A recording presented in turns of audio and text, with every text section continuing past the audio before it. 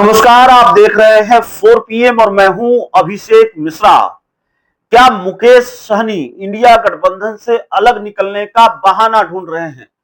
क्या मुकेश सहनी तेजस्वी यादव से रिश्ता तोड़ने वाले हैं?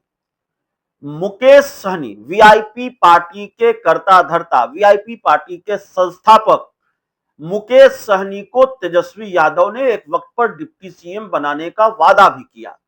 2019 के लोकसभा चुनाव के दौरान, माफ कीजिएगा, 2024 के लोकसभा चुनाव के दौरान तेजस्वी यादव और मुकेश सहनी की जो केमिस्ट्री है वो देखते ही बनती थी। दोनों एक हेलीकॉप्टर में कभी संतरा छिलकर विरोधियों को मिर्ची लगाते थे, कभी मछली खाकर विरोधियों को मिर्ची लगाते थे। और तेजस्वी यादव और मुकेश सहनी के बीच की केमिस्ट्री, और फिर तेजस्वी यादव ने एक सभा में यह ऐलान कर दिया कि अगर बिहार में इंडिया गठबंधन की सरकार बनी, आरजेडी सरकार में आई, तो मुकेश सहनी को बड़ा पद मिलेगा। तो मुकेश सहनी तो मंत्री पद पर रहे ही हैं, तो मंत्री पद बड़ा पद नहीं, डिप्टी सीएम। तेजस्वी यादव के बयान का ये मतलब निकाला गया, ये मायने निकाले गए कि डिप्टी सीएम बनाने का वादा तेजस्वी यादव ने मुकेश सहनी को किया है। लेकिन आज मुकेश सहनी ने बिहार की राजनीति में हलचल पैदा कर दी है। मुकेश सहनी ने ये संकेत दिए हैं कि वो आरजेडी से नाता तोड़ सकते हैं, आरजेडी से तेजस्वी यादव से दोस्ती तोड़ सकते हैं। मुकेश सहनी ने वाल्मीकि नगर में पार्टी की राष्ट्रीय कार्यकारिणी की बैठक बुलाई थी और पार्टी की राष्ट्रीय कार्यकारिणी की बैठक के बाद मुकेश सहनी ने ऐलान कर दिया कि वो बिहार की 60 विधानसभा सीटों पर चुनाव लड़ेंगे। इंडिया गठबंधन में बिहार में आरजेडी के बाद सबसे बड़ी पार्टी कोई है, आरजेडी के बाद अगर दूसरी बड़ी पार्टी है तो वो कांग्रेस है।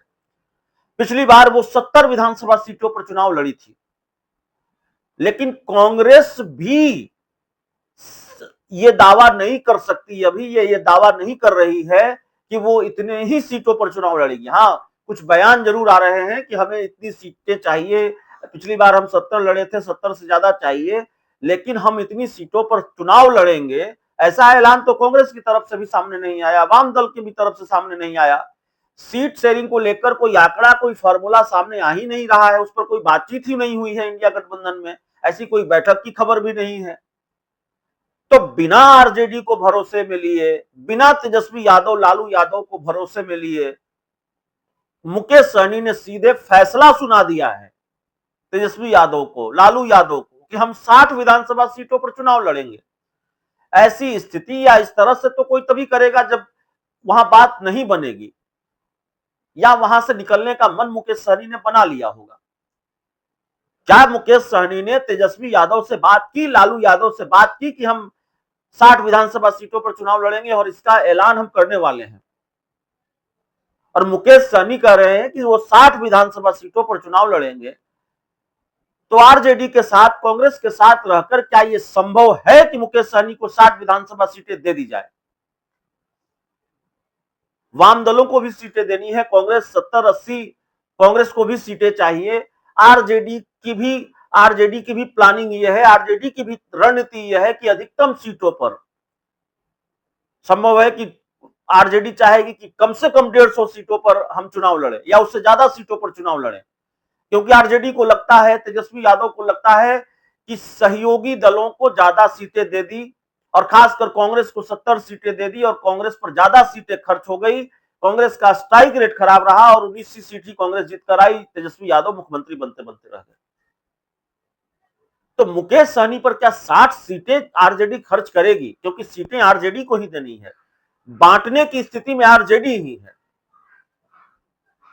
तो मुकेश सहनी का ऐलान इस बात का मजबूत संकेत है कि वो इंडिया गठबंधन से अपने रास्ते अलग कर सकते हैं, या उन्होंने 60 सीटों को बहाना बना लिया है।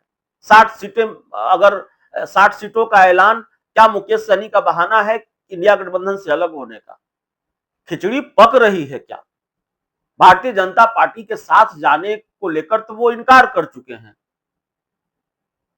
भाजपा के साथ नहीं जाने की कस्में भी वो खाते हैं। क्या कोई तीसरा मोर्चा आकार लेगा जिसकी गुंजाइश बहुत कम होती है और आकार लेगा भी तो उसके सफल होने की वो प्रयोग सफल होता नहीं बिहार में कभी। हम मुकेश सहनी का बयान ही आपको सुनाते हैं, सुनिए वो क्या कह रहे हैं। देखिए, ये पार्टी का राष्ट्रीय कार्यकारिणी का सम्मेलन था। वाल्मीकि नगर की धरती पर हम लोग चंपारण की धरती पर आकर राष्ट्रीय कार्यकारिणी का सम्मेलन किया। हजारों की संख्या में पूरे बिहार से, यूपी से, झारखंड से हमारे पार्टी के वरिष्ठ नेतागण, यहाँ पे पार्टी के वरिष्ठ नेतागण ही यहाँ पे उपस्थित हुए हैं और सभी लोग मजबूती से राष्ट्रीय कार्यकारिणी में 2 दिन तक अपनी बात को रखे। बहुत सारे क्षण के एजेंडा आया, उस एजेंडा पे हम लोगों ने निर्णय लिया और रात में हमने उस पर प्रपोजल बना के आज आप सभी के सामने में हम लोगों ने एजेंडा को पेश किया और सर्वसम्मति से पार्टी के जितने भी वरिष्ठ नेतागण हैं, कार्यकर्ता है, वो सभी लोगों ने मोहर मारा कि आगामी चुनाव में हम लोग की पार्टी किस तरीके से गांव लेवल पे जाकर वीआईपी पार्टी गांव की ओर चलकर कैसे मैक्सिमम सदस्यता अभियान हम चलाएं, कैसे चुनाव से पूर्व ही 50 जगह सम्मेलन, निषाद सम्मेलन और वीआईपी पार्टी का सम्मेलन कैसे 50 जगह किया जाए। हम लोग गरीब पार्टी है, हमारे पास तो कोई अडानी अंबानी है नहीं कि हमको कोई चंदा दे, तो हम कैसे क्राउड फंडिंग करें ताकि हमारे पार्टी के गरीब से गरीब कार्यकर्ता चुनाव लड़े और उनके लिए तो हम लोग कैसे पैसा मुहैया कराएं। तो हमने इस बार निर्णय लिया कि 10 करोड़ रुपया पार्टी के फंड हम जमा करेंगे, क्राउड फंडिंग करेंगे, सभी जाति सभी धर्म के बीच में जाएंगे, पार्टी को मदद करने के लिए आह्वान करेंगे और हमें पूरा विश्वास है कि एजेंडा में जनता हमें मदद करेगी तो ताकि पार्टी के ज़्यादा से ज़्यादा लोग चुनाव लड़ रहे और हमारी पार्टी आगामी बिहार में 60 सीट पर हम चुनाव लड़ेंगे। बाकी का सीट पर हमारे सहयोगी चुनाव लड़ेंगे। जहां हमारे सहयोगी लड़ेंगे वहां पे हम उनको मदद करेंगे, जहां हमारी पार्टी लड़ेगी वहां पे हमारे सहयोगी हमको मदद करें। तो हमारे 60 सीट पर हम लोग चुनाव लड़ेंगे। हमारी पार्टी का मुख्य है कि हमारी सरकार बनने के बाद हमारी पार्टी की तरफ से deputy chief minister VIP party का होगा, तो ये भी हमारे आज के एजेंडा में पास हुआ है। हमने जीविका दीदी के लिए भी हमने एजेंडा बनाया, उसमें बहुत सारा बदलाव के साथ भविष्य में काम करेंगे। हमारे निषाद समाज का आरक्षण के लिए भी जो हम वर्षों से लड़ाई लड़ रहे हैं उसके लिए भी एजेंडा पास हुआ है कि हमारे पहली कैबिनेट से हम उस एजेंडा पे काम करेंगे।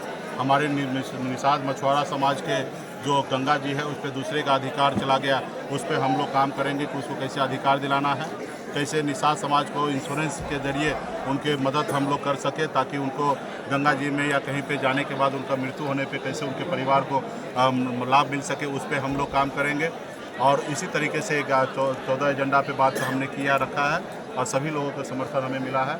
और आपने देखा कि ये बिहार में कोने कोने से 20-20 घंटा 18-18 घंटा का सफ़र तय करके यहाँ पे पहुँचे हैं और आज काफ़ी बहुत अच्छा जगह है। लोगों का टिकट बंटवारा में भी कई रणनीति बनाई गई। हाँ, टिकट में भी हमने निर्णय लिया है कि पार्टी जितनी भी सीट पर लड़ेंगी चुनाव उसका आधे सीट जो होंगे वो खास करके पार्टी का रीढ़ का हड्डी जो है अति पिछड़ा समाज है और अति पिछड़ा के ही दम पर हम यहाँ तक पहुँचे हैं। कर्पूरी ठाकुर जी को हम अपना आदर्श मानते हैं, तो हमारी पार्टी का आधा सीट जो है अति पिछड़ा और हमारे SC/ST भाई के लिए, SC भाई के लिए हम लोग सीट रिजर्व कर रहे हैं ताकि आधे सीट पर हमारे खास करके पिछड़े समाज लड़ेंगे और आधे सीट पर हमारे सभी जाति सभी धर्म के लोगों को हम लोग मौका देंगे। क्योंकि आपने पूर्व में देखा कि पार्टी में जो हमने बहुत सारे लोगों को टिकट दिया और चुनाव जीत के दूसरी जगह भाग गए, तो इस बार हम लोग चाहेंगे कि पार्टी के जो वर्कर है, कार्यकर्ता है, जो पिछले 11 सालों से सपना देखे हैं पार्टी को इस मुकाम तक मंजिल तक पहुंचाए हैं, तो इस बार हम चाहेंगे कि उनको ज़्यादा से ज़्यादा मौका दें और इसके लिए जनता के बीच में हम लोग क्राउड फंडिंग भी करेंगे। यानी कि तय हो गया है कि बिहार में तेजस्वी मुख्यमंत्री और मुकेश सहनी मुख्यमंत्री, ये हमारी पार्टी का एजेंडा है। बाकी महागठबंधन का प्लेटफॉर्म होगा, बहुत सारा चीज़ जो है महागठबंधन के प्लेटफॉर्म पे तय होगा। ये हमारे अपनी पार्टी के लिए हमने डिसीजन लिया है। बाकी बहुत सारे चीज़ें जो होंगे वो महागठबंधन का संयुक्त हमारा घोषणा पत्र होगा, सभी जाति धर्म के लिए होगा, युवा के लिए होगा, किसान के लिए होगा, एक संयुक्त घोषणा पत्र होगा। सभी पार्टी का अपना अपना घोषणा पत्र होगा और सभी पार्टी का अपना कितना सीट पर लड़ेंगे उनका अपना ये होगा और फिर गठबंधन में जाके हम लोग आपस में बैठ के विचार करके फिर आगे बढ़ेंगे। कांग्रेस के कई नेता कई तरह के बयान दे रहे हैं, तो कैसे देखते हैं कांग्रेस से आप लोग का गठबंधन कैसे हो पाएगा? तो बयान उनकी पार्टी है, वो स्वतंत्र है बयान देने के लिए और काम करने के लिए। हमारी पार्टी स्वतंत्र है अपने बयान देने के लिए, काम करने के लिए। सभी पार्टी का आरजेडी के भी स्वतंत्र है अपने बयान देने के लिए, काम करने के लिए। इसमें हर्ज क्या है? कांग्रेस अगर अलग होती है उसके बाद आप लोग चुनाव लड़ेंगे? ये आप क्यों कह रहे हैं? ये कांग्रेस को बोलने दीजिए, ये आप क्यों बोल रहे हो? हमें पूरा भरोसा है कि हम जैसे हमें जो गठबंधन जरूरी है, हमने क्या कहा, गठबंधन हमें जरूरी है, मजबूरी नहीं है। लेकिन गठबंधन इसलिए जरूरी है कि हम अगर कर्पूरी ठाकुर जी को सपना साकार करना चाहता हूँ, बाबा साहब भीमराव अम्बेडकर को सपना साकार करना चाहता हूँ, अगर मैं लालू प्रसाद यादव जी को जानता हूँ, पहचानता हूँ, उनके रास्ते पे चलना चाहता हूँ, मुलायम सिंह जी के रास्ते पे चलना चाहता हूँ, तो हमें गठबंधन जरूरी है, क्योंकि हम सब मिलकर हम सरकार बनाएंगे। तो निश्चित तौर पे हम जब सब मिलेंगे तो सरकार बनेगा, और सब की पार्टी अपनी स्वतंत्र है अपनी अपनी बात रखने की। बीजेपी के विधायक बचौल है जिन्होंने कहा है कि होली के दिन मुसलमान अपने घर से बाहर नहीं। इनके पास यही एजेंडा है। आप बताइए ना कि देश का तरक्की इससे होगा क्या? ये बोलने से अगर हमारे देश का तरक्की है तो बोलिए हम भी कल से बोलना चालू कर दें। इससे तो हमारे देश पूरे दुनिया में, अरब कंट्री में हमारे देश को क्या देखा जा रहा है। जब अरब कंट्री में जब हमारे हिंदू भाई जाता है तो उनको भी ये बचौल के जैसे उनको भी देखा जाता है। तो नफरत फैलाने की राजनीति ना करें, भाईचारा की बात करें। होली है, कलर है, कई रंग है, सबको गले लगाने की समय है, जगह है। आपने देखा कि मेरा चेहरे पे पहला टीका किसने लगाया? मेरा एक अल्पसंख्यक भाई जो हमारे पार्टी के वरिष्ठ नेता है, इंजीनियर रहमान साहब, उन्होंने हमारे चेहरे पे पहला टीका लगाया। आप बताइए, ये ऐसा हमें भारत चाहिए? तो ये लोग बेवजह से देश को तोड़ने वाली बात करता है। ऐसे लोगों से आपको और हमको और समाज को बचने की आवश्यकता है। बहुत बहुत धन्यवाद।